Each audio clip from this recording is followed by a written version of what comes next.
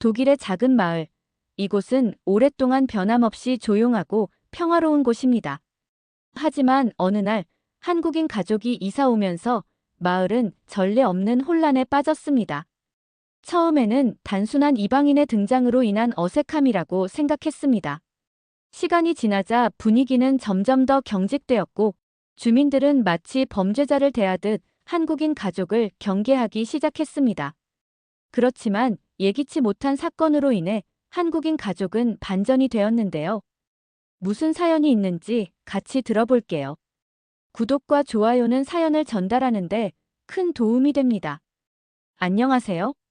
저는 최근 독일의 한적한 마을로 이사 온 지영이라고 합니다. 저는 딸 수진이와 함께 새로운 시작을 위해 먼 곳으로 이사 오게 되었어요.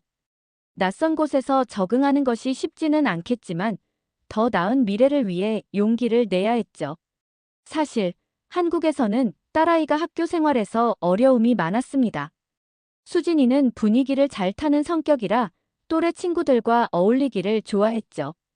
하지만 그 과정에서 좋지 않은 친구들과 엮이게 되었고 결국 많은 상처를 받았어요. 나쁜 친구들의 영향으로 인해 원치 않는 일에 휘말리기도 했고 심지어 피해를 보는 일까지 겪으면서 저는 엄마로서 가슴이 찢어질 듯한 시간을 보냈습니다. 수진이와 많은 이야기를 나누면서 환경을 바꿔보는 것이 어떻겠냐는 결론에 이르게 되었어요. 새로운 곳에서 다시 시작하면 딸아이가 보다 건강한 관계 속에서 성장할 수 있을 것 같았습니다. 그래서 저는 독일에 있는 지인의 추천을 받아 어렵게 오게 되었지요. 이곳 블루멘펠트는 전형적인 독일의 작은 마을입니다.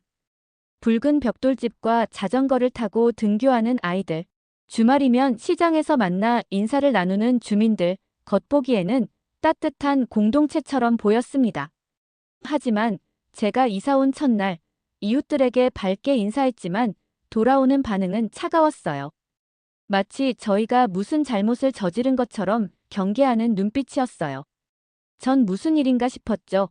아무래도 동네가 심상치 않음을 직감했어요. 수진이가 다니게 된 학교에서도 마찬가지였죠. 아이들은 처음부터 딸아이에게 거리를 두었고 일부는 뒤에서 수군거리며 경계하는 모습이었습니다. 저 아시아인도 저번처럼 문제가 있을 거라며 주변에서 수군거렸어요. 이런 말이 들려올 때마다 저는 속이 상했어요. 어쩌면 경계심이 당연할 수도 있어요. 몇 년 전 마을에는 밍하오 가족이라는 중국인 이민자가 살았대요. 그 아들이 학교에서 문제를 일으키면서 마을 전체가 큰 충격을 받았다고 합니다. 그 사건 이후로 아시아계 이민자들에 대한 불신과 경계가 생겼고 저희 가족도 똑같은 시선과 편견 속에서 살아야 했죠. 동네 사람들에게 저희 가족이 다르다는 걸 보여줘야 한다는 것을 깨달았죠. 저는 작은 것부터 노력해야 한다고 생각했어요. 아픈 상처를 안고 독일까지 왔는데 여기서 이유 없이 오해를 당하는 게 싫었죠. 딸 수진에게는 늘 예의 바르게 인사하고 언제나 미소를 잃지 말라고 당부해야만 했어요. 그러던 어느 날 저는 주민들에게 저희의 진심을 전하기 위해 작은 다과회를 열기로 결심했습니다. 독일 사람들은 전통적으로 차와 다과를 즐기며 대화를 나누는 문화가 있었습니다. 저는 이를 활용해 주민들과 조금 더 가까워질 수 있는 기회를 만들고 싶었습니다. 마당에 작은 테이블을 놓고 따뜻한 차와 한국 음식을 준비했습니다. 김밥, 불고기, 호떡, 그리고 대추차까지 준비했어요. 마을 사람들에게 익숙하면서도 새로운 음식을 대접하고 싶었습니다. 처음에는 사람들의 반응이 없었습니다. 초대장을 돌렸지만 아무도 오지 않을 것 같아 마음이 조마조마했죠. 그런데 예상치 못한 손님이 왔습니다. 맞은편 건물에 사는 호호 아주머니와 그녀의 딸 셀레나가 음식을 보며 다가왔습니다. 망설이던 호호 아주머니는 김밥을 한 입 베어 물었고 예상 외로 눈을 동그랗게 뜨셨습니다. 처음 먹어보는 음식에 생각보다 맛있다고 감탄했죠. 그렇게 한 명, 두 명씩 사람들이 모여들었고 결국 작은 다과회는 예상보다 성황을 이루게 되었습니다. 차를 마시며 주민들에게 저희 가족이 이곳에서 평화롭게 살아가고 싶다는 진심을 전했습니다. 이 마을에서 행복하게 살아가고 싶다는 말과 좋은 이웃이 되고 싶다고 말이에요. 독일 사람들은 개인주의적인 성향이 강했습니다. 제가 이사 오기 전까지 이 지역 사회에서는 공식적인 모임이 거의 없었고 서로 간의 교류도 제한적이었죠. 그러나 제가 마련한 다과회가 예상보다 좋은 반응을 얻으면서 분위기가 조금씩 달라지기 시작했습니다. 그날 이후 마을 사람들의 태도에는 미묘한 변화가 느껴졌어요. 여전히 경계를 늦추지 않는 이들도 있었지만 적어도 저희 가족을 완전히 이방인으로 여기지는 않는 듯 했습니다. 길을 지나칠 때 간단한 인사를 건네는 사람이 늘어났고 우연히 마주치면 짧게나마 대화를 나누려는 시도도 보였습니다. 수진이도 국제학교에서 자신의 자리 찾기에 나섰습니다. 처음에는 친구를 사귀기 어려워 힘들어했지만 성격이 밝고 적극적인 덕분에 서서히 아이들과 어울리기 시작했습니다. 그러던 중 수업에서 조별 프로젝트가 진행되었습니다. 하지만 독일 학생들은 개별 학습을 선호하는 경향이 있어요. 이를 본 수진이는 한국에서 흔히 하는 스터디 모임 방식을 제안했죠. 수진이는 다 같이 모여 토론도 하고 서로 도와주면 더 효과적이라 생각했죠. 몇몇 아이들은 흥미를 보였고 결국 수진이 주도하는 스터디 모임이 시작되었죠. 한국에서처럼 서로 질문을 던지고 핵심 내용을 정리하고 퀴즈를 내며 공부하는 방식이었죠. 처음에는 다소 낯설어하던 독일 학생들도 점점 흥미를 느끼기 시작했습니다. 유리창문이 크고 밝은 색상을 지닌 학교 건물은 여러 명이 수업하기엔 너무 좋은 조건이었죠. 특히 스텔라, 제임스, 제키 같은 친구들은 스터디 모임을 통해 공부 방법이 훨씬 효율적이라는 것을 깨달았고 성적도 향상되었죠. 스터디 모임은 아이들의 부모들도 변화하기 시작했어요. 몇몇 학부모들은 직접 수진이의 스터디 모임을 참관하기까지 했죠. 그리고 한국의 교육과 학습법에 깊은 관심을 가지게 되었어요. 그렇게 마을에서는 점점 한국식 공부법이 퍼져나갔습니다. 학부모들은 한국의 교육 시스템에 대한 정보를 공유하기 시작했고 학교에서도 협력 학습 프로그램을 도입하는 논의가 이루어졌어요. 시간이 흐르면서 마을의 분위기는 완전히 바뀌었습니다. 수진이의 스터디 모임은 학교의 공식 프로그램이 되었고 주민들은 저희 가족을 더 이상 경계하지 않았죠. 이제 마을 사람들과 서로 반갑게 인사하며 말을 걸어옵니다. 그때 만든 김밥이 정말 맛있었다는 말과 함께요. 저희 가족이 이곳에 처음 왔을 때만 해도 모두가 저희를 낯설고 위험한 존재로 바라보았습니다. 하지만 차 한 잔의 온기와 딸아이의 작은 노력들이 모여 마을 전체에 긍정적인 변화를 가져오게 했죠. 저는 여전히 이곳에서 많은 것들을 배워가고 있습니다. 하지만 한 가지 확신할 수 있는 건 진심을 다해 다가가면 결국 사람들의 마음은 열리게 된다는 것입니다. 그러나 얼마 전 중국인 하오란이 다시 동네로 온다는 소식이 들려왔어요. 그 소식을 듣는 순간 저는 불안한 마음을 감출 수 없었습니다. 수진이와 같은 학교를 다녀야만 했으니까요. 그리고 불안은 현실이 되었죠. 처음에는 하오란이 크게 눈에 띄지는 않았어요. 하지만 며칠이 지나자 점점 과거의 폭력적인 태도를 보이기 시작했죠. 가녀린 체형과 순수한 외모 때문인지 그 아이의 행동이 더욱 안쓰럽게 느껴졌어요. 처음에는 수진이와 친구들에게 시비를 걸기 시작했습니다. 그저 말로만 괴롭히는 것 같았지만 점점 행동이 심해졌습니다. 스터디 모임 중 일부러 책을 빼앗고 수진이와 친구들이 사용하는 교재에 낙서를 하기 시작했습니다. 어느 날 수진이는 화가 난 얼굴로 집에 돌아왔어요. 노트를 찢고 가방을 바닥에 던졌다며 속상해했죠. 저는 순간 마음이 무거워졌습니다. 다시 마을이 과거로 돌아가는 것만 같았어요. 하오란의 태도가 점점 심해지면서 학부모들 사이에서도 불만이 나오기 시작했습니다. 그동안 마을에서 한국식 스터디 모임 덕분에 교육에 관심이 높아졌던 부모들은 아이들이 안전한 환경에서 공부해야 한다는 것에 공감하고 있었습니다. 그러던 어느 날 결정적인 사건이 터졌습니다. 하호란이 쉬는 시간에 셀레나를 벽으로 밀치고 얼굴에 상처를 냈어요. 주변 친구들이 말렸지만 하호란은 더욱 거칠어졌고 마침내 교사가 개입해 행동을 멈추게 했습니다. 이제는 더 이상 참을 수 없었습니다. 그날 저녁 학교에서 긴급 학부모 회의가 열렸습니다. 교사와 학부모들은 한 목소리로 하호란에 대한 강경 대응을 요구해야만 했죠. 하하 아주머니의 딸 셀레나는 수진이 단짝 친구였죠. 서로 공부하며 이제야 마음을 놓았는데 더 이상 용서할 수 없다며 목소리를 높였습니다. 그리고 이번에는 마을 주민들도 단호했습니다. 결국 학교 측은 하호란 학생에게 퇴학 조치를 내리기로 결정했죠. 그동안 여러 차례 경고가 있었음에도 불구하고 문제 행동이 반복되었고 더 이상 학내 질서를 유지하기 어렵다는 판단이 내려진 것입니다. 하호란 가족은 다시금 마을을 떠나야만 했습니다. 퇴학 결정이 공식적으로 발표되자 하호란 학생의 부모님께서는 크게 반발했어요. 학교 측에 강력히 항의하며 아들을 이렇게까지 내칠 수 있느냐고 목소리를 높였지만 학교의 입장은 단호했습니다. 피해 학생들의 증언과 명확한 증거들이 있었고 이미 수차례 기회를 주었음에도 개선되지 않았기에 더 이상 봐줄 수 없는 상황이었죠. 부모님께서는 교육청에 민원을 넣고 법적 대응까지 고려하겠다고 하셨지만 다른 학부모님들의 분위기는 달랐습니다. 오히려 많은 분들이 이번에는 반드시 강한 조치가 필요하다는 의견을 보였고 학교 측의 결정을 지지했습니다. 결국 부모님께서도 더 이상 반박하지 못하고 조용히 학교를 떠났습니다. 그 후로 하호란 학생은 학교에 나오지 않았습니다.